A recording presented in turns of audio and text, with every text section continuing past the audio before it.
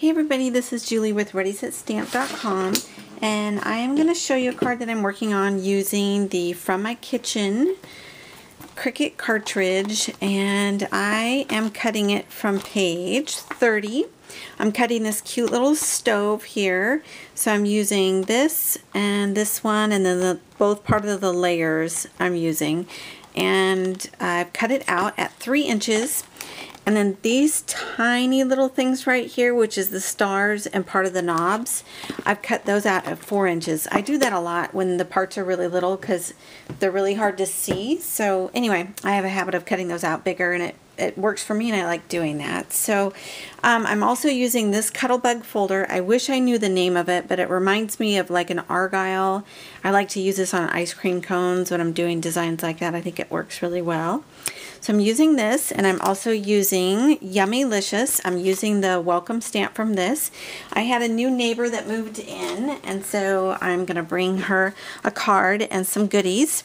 So here's the pink base here, and a brown base that I've done here. The paper that I'm using here is from Papertrey ink, and then I've just done some faux stitching around the sides of it. So I'm just going to go ahead and add some ATG tape onto this.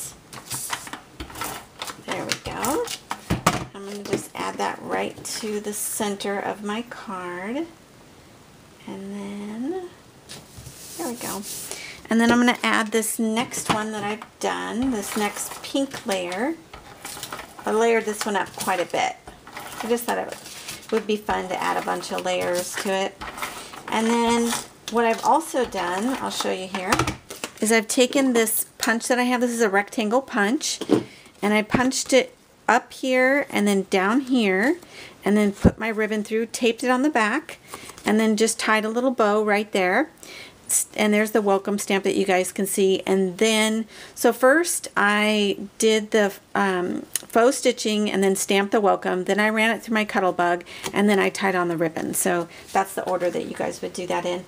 I've definitely done that before, where I've mistaken and then needed to put on my stamp sentiment, and I had already run it through my Cuttlebug. And when that happens, I just cut out a piece of paper, stamp on it, trim that, and then add that to my card. So I make it work, but anyway, I kind of get a chuckle at myself when I do that sometimes.